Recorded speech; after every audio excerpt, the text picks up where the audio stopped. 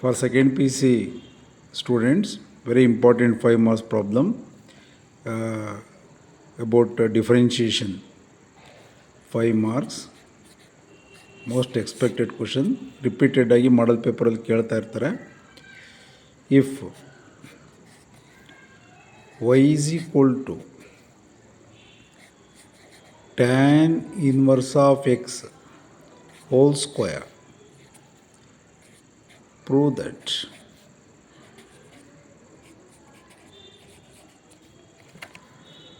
1 plus x square whole square into y2 or y double dash or d2y over dx square plus 2x into 1 plus x square into y1 is equal to 2 ಅಂತ ಬೇಕಾದರೂ ಕೇಳ್ಬೋದು, ಅಥವಾ 2 ಲೆಫ್ಟಿಗೆ ಬಂದರೆ -2 is equal to 0 ಅಂತ ಬೇಕಾದರೂ ಕೇಳ್ಬೋದು.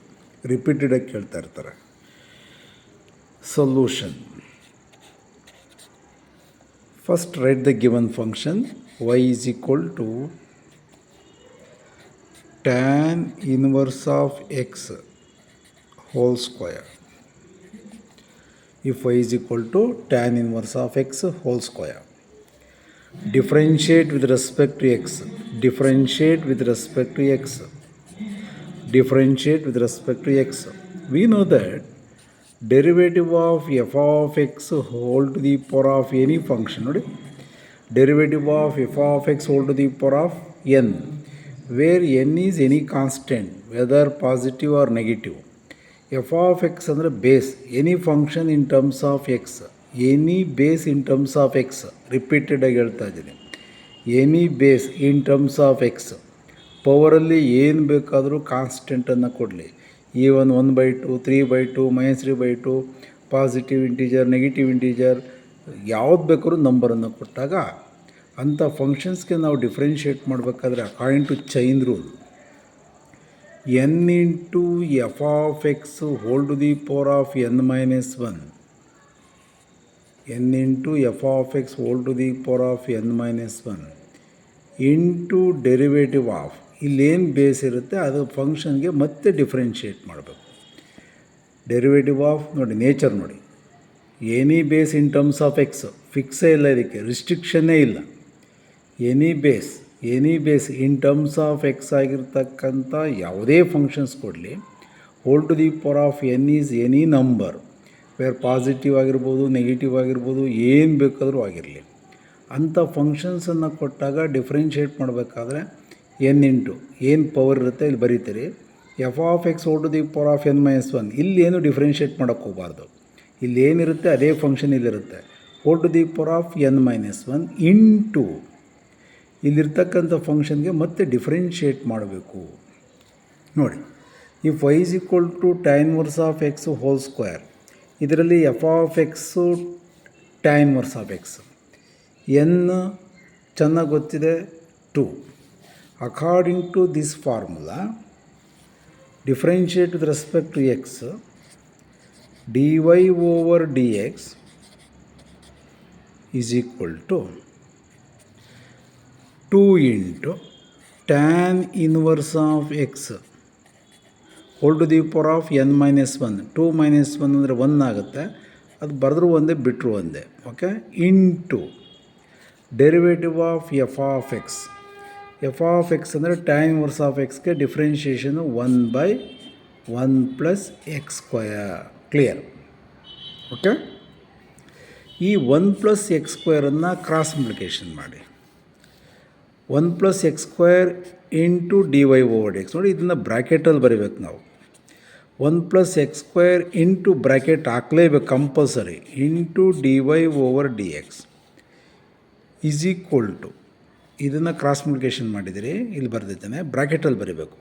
ನೀವೇನಾದರೂ ಬ್ರ್ಯಾಕೆಟಲ್ಲಿ ಬರೀದಲ್ಲೇ ಜಸ್ಟ್ ಈ ಥರ ಬರೆದ್ರೆ ಮೀನಿಂಗೇ ಚೇಂಜ್ ಆಗ್ಬಿಟ್ಟು. ನೋಡಿ, ಬ್ರ್ಯಾಕೆಟ್ ಹಾಕಲಿಲ್ಲ ಅಂದರೆ ಎಷ್ಟೋ ಜನ ಸ್ಟೂಡೆಂಟ್ಸ್ ಈ ಥರ ಬರೆದುಬಿಡ್ತೀರಿ.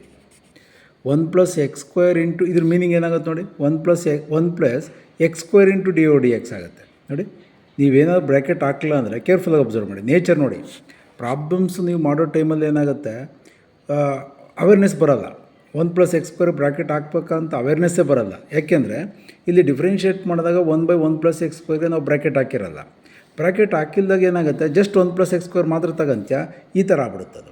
ಅಬ್ಸರ್ವ್ ಮಾಡಿ, ಎಷ್ಟೋ ಜನ ಆ ಥರ ಮಾಡ್ತಾ ಇರ್ತೀರಿ. Bracket compulsory bracket 1+x² ಹಾಕಲೇಬೇಕು. ಇದನ್ನು ಓದೋ ರೀತಿಯೇ ಬೇರೆ ನೋಡಿ. 1+x² × dy/dx ಆಯಿತು. ಇದನ್ನು ಯಾವ ಥರ ಓದ್ತೀವಿ, 1+x² × dy/dx. ಇದು ಸಿಂಗಲ್ ಟರ್ಮ್ ಆಯಿತು. ಅದಕ್ಕೋಸ್ಕರ bracket is compulsory. At least answer ಆದರೂ ನೋಡಿ ಆನ್ಸರಲ್ಲಿ ಬ್ರ್ಯಾಕೆಟ್ ಹಾಕಿದ್ದಾರೆ. ಅದನ್ನಾದರೂ ಒಂದ್ಸಲಿ ನೋಡ್ಬೇಕು ನೀವು. ಯಾವತ್ತು ಪ್ರೋದರ್ ಶೋದಟ್ ಅಂದಾಗ ಆನ್ಸರನ್ನು ಒಂದ್ಸಲಿ ಅಬ್ಸರ್ವ್ ಮಾಡಿ, ಅವು ಮಿಸ್ಟೇಕ್ ಆಗೋಲ್ಲ. ಇದನ್ನು ಕ್ರಾಸ್ ಮಾಡಿದಿರಿ, ರಿಮೈನಿಂಗ್ ಇಷ್ಟು ಉಳ್ಕೊಂಡಿದೆ. ರಿಮೈನಿಂಗ್ RHS ಅಲ್ಲಿ 2 tan inverse x ಮಾತ್ರ ಉಳ್ಕೊಂಡಿದೆ. ಓಕೆ, ಈಗ ನಾನು ಇಲ್ಲಿ y2 ಅಂತ ಕೇಳಿರೋದ್ರಿಂದ dy/dx ಅನ್ನು y1 ಅಂತ ಕರಿತೇನೆ. dy/dx is denoted by y1 ಅಂತ ಬೇಕಾದರೂ ಕರಿಬೋದು, y' ಅಂತ ಬೇಕಾದರೂ ಕರಿಬೋದು. ಇಲ್ಲ ಸರ್, ನಾನು dy/dx ಅಲ್ಲೇ ಮಾಡ್ಕೊಂಡು ಹೋಗ್ತೇನೆ. ಆನ್ಸರಲ್ಲಿ y2 ಕೊಟ್ಟಿದ್ದಾರೆ, ನನ್ನ ಆನ್ಸರನ್ನು ನಾನು d2/dx ಕೊರೋದಿಟ್ಟರೆ ತಪ್ಪಾಗುತ್ತೆ sir. Nothing wrong, no problem. ಈಗ LHS ಅಲ್ಲಿ ಪ್ರಾಡಕ್ಟ್ ರೂಲ್ ಅಪ್ಲೈ ಮಾಡಬೇಕು. ಫಸ್ಟ್ ಫಂಕ್ಷನ್ನು 1+x², ಸೆಕೆಂಡ್ ಫಂಕ್ಷನ್ನು dy/dx. ಓಕೆ, ಪ್ರಾಡಕ್ಟ್ ರೂಲ್ ಗೊತ್ತಿದೆ. Derivative of first into second ರಿಪೀಟೆಡಾಗಿ ಹೇಳ್ತಾ ಇರ್ತೀನಿ ನಾನು. First into derivative of second plus second into derivative of first. According to product rule first function as usual ಹಂಗೆ ಬರೆಯೋಣ. 1+x² into derivative of dy/dx. ನಾನು y1 ಅಂತ ಕರೆದಿರೋದ್ರಿಂದ ಮತ್ತೆ y1ಗೆ ಡಿಫ್ರೆನ್ಷಿಯೇಟ್ ಮಾಡಿದಾಗ y2. ಇದನ್ನೇ ತೊಗೊಂಡ್ರೆ d2 ಹಿಂಗೆ ಬರಿಬೇಕಾಗತ್ತೆ. dy/dxನೇ ಇನ್ನೊಂದ್ಸಲಿ ಡಿಫ್ರೆನ್ಷಿಯೇಟ್ ಮಾಡಿದಾಗ d2y/dx². ಕೇರ್ಫುಲ್ಲಾಗಿರಬೇಕು. Is not equal to dy/dx ಹೋಲ್². ಎಷ್ಟೋ ಜನ ಸ್ಟೂಡೆಂಟ್ಸ್ ಈ ಥರ ಬರಿತಾ ಇರ್ತೀರಿ. d2y/dx² is strictly not equal to dy/dx whole². That is very important. Okay, plus according to product rule first as usual ಹಂಗೆ ಬರೆದಿದ್ದಾನೆ. y1ಗೆ ಮತ್ತೆ ಡಿಫ್ರೆನ್ಷಿಯೇಟ್ y2 ಆಯಿತು, ಪ್ಲಸ್ ಸೆಕೆಂಡ್ ಫಂಕ್ಷನ್ dy/dx ಅಂದರೆ y1. 1+x² ಡಿಫ್ರೆನ್ಷಿಯೇಷನ್ ಏನೋ, 1ಗೆ 0 ಕಾನ್ಸ್ಟೆಂಟು. ಡೆರಿವೇಟಿವ್ ಆಫ್ x² ಅಂದರೆ ಏನೋ 2x. ಯಾವ formula use ಮಾಡ್ತೀವಿ, derivative of x⁴n is equal to n into x⁴n-1. ಅಲ್ಲಿಗೆ 2 ಇಂಟು x⁴1 ಆಗುತ್ತೆ. 1/1 ಬರೆದ್ರು ಒಂದೇ, ಬಿಟ್ಟರು ಒಂದೇ. Okay, y1 into 2x. Clear ಆಯಿತು. ಈಗ ಇದಕ್ಕೆ ಪ್ರಾಡಕ್ಟ್ ರೂಲ್ ಅಪ್ಲೈ ಮಾಡಿದ್ದೀನಿ.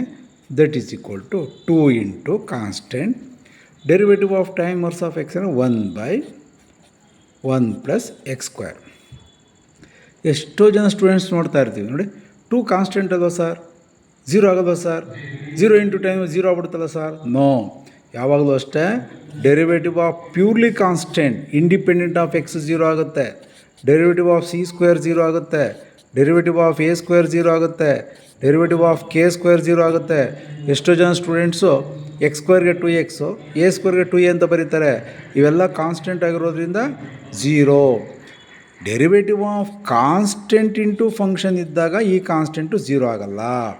ಡೆರಿವೇಟಿವ್ ಆಫ್ ಕಾನ್ಸ್ಟೆಂಟ್ ಇಂಟು ಒಂದು ಪ್ರಾಡಕ್ಟ್ ಇದ್ದಾಗ ಯಾವುದೇ ಕಾರಣಕ್ಕೂ ಕಾನ್ಸ್ಟೆಂಟು 0 ಆಗಲ್ಲ. ಆವಾಗ c ಆಗುತ್ತೆ, x 1 ಆಗುತ್ತೆ ಡಿಫ್ರೆನ್ಷಿಯೇಷನ್ನು. ಕ್ಲಿಯರ್? ಓಕೆ, 2 ಇಂಟು 1/1 + x² ಆಯಿತು. 2 ಇಂಟು 2 ಹಂಗೆ ಬರೆದಿದ್ದೇನೆ. tan ಇನ್ವರ್ಸ್ ಆಫ್ x ಗೆ 1/1 + x². ಕ್ಲಿಯರ್? ಈಗ ಈ 1+x² ಕ್ರಾಸ್ ಮಲ್ಟಿಪ್ಲಿಕೇಶನ್, ಇದಕ್ಕೂ ಮಲ್ಟಿಪ್ಲಿಕೇಶನ್ ಮಾಡ್ತೇನೆ. ನೆಕ್ಸ್ಟ್ ಇದಕ್ಕೂ ಮಲ್ಟಿಪ್ಲಿಕೇಶನ್ ಮಾಡ್ತೇನೆ. ಈ 1+x² ಈ 1+x²ಗೂ ಮಲ್ಟಿಪ್ಲಿಕೇಶನ್ ಮಾಡ್ತೇನೆ. ಮತ್ತು ಇಲ್ಲಿ ಪ್ಲಸ್ ಇರೋದ್ರಿಂದ ಇದಕ್ಕೂ ಮಲ್ಟಿಪ್ಲಿಕೇಶನ್ ಮಾಡ್ತೇನೆ. ಓಕೆ, ಒಂದು ಎಕ್ಸಾಂಪಲ್ ತೋರಿಸ್ತೀನಿ ನೋಡಿ. x + y is equal to p/q. x + y is equal to p/q. ಕ್ಯೂನ ಕ್ರಾಸ್ ಮಲ್ಟಿಪ್ಲಿಕೇಶನ್ ಮಾಡು ಅಂದರೆ qx + qy is equal to p. This is the method. 1+x² into 1+x². 1+x² into 1+x² ಅಂದರೆ same ಆಗಿರೋದ್ರಿಂದ 1+x² ಹೋಲ್². Clear?